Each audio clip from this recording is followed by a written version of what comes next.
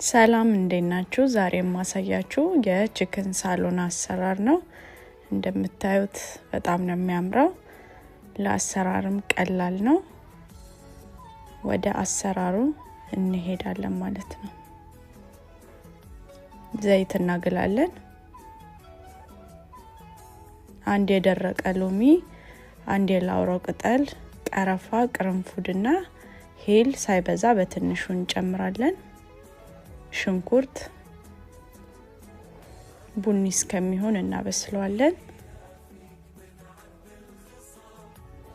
በመቀጠል ዶሮ እንጨምራለን።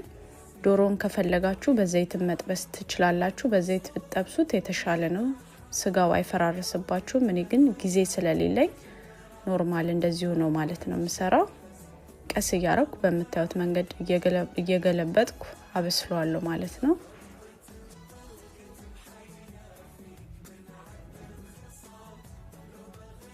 በመቀጠል ቲማቲምና ነጭ ሽንኩርት እንጨምራለን።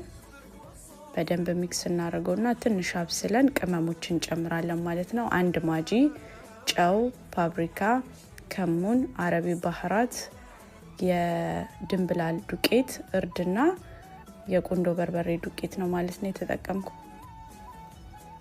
አንድ ማንኪያ የቲማቲም ሳልሳ እንጨምራለን። ሚክስ እናደርገዋለን ማለት ነው። ትንሽ የፈላ ውሃ ጠብ ያደርግን እናበስለዋለን። ሳሎና ሌላ አይነትም አሰራር አለው።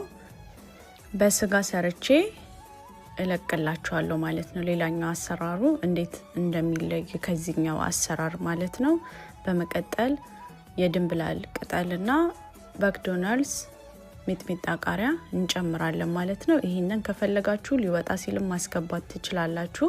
እኔ ግን የምጨምረው በመሃል ነው ማለት ነው። ካሮት ቶሎ ስለማይበስል መጀመሪያ ካሮቱን ጨምረን እናበስለዋለን ማለት ነው።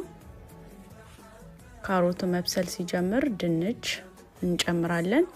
ድንቹም ትንሽ መብሰል ሲጀምር ኩሳ እና የአበባ ጎመን እንጨምራለን ማለት ነው። ኩሳ የዝኩኒ አይነት ነው።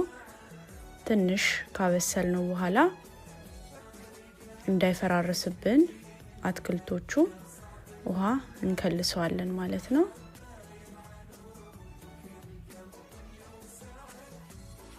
በደንብ ሲፈላ እንደምታዩት እሳታችንን እንቀንስና 5 ደቂቃ እናበስለዋለን ማለት ነው። ዘይቱ እንደዚህ መጥፋት ሲጀምር ሳሎናችን ደርሶልናል ማለት ነው። በጣም ነው የሚጣፍጠው። ሁላችሁም በየቤታችሁ ሰርታችሁ ሞክሩት። ከወደዳችሁት ላይክ፣ ኮሜንት፣ ፎሎ አድርጉኝ። ባይ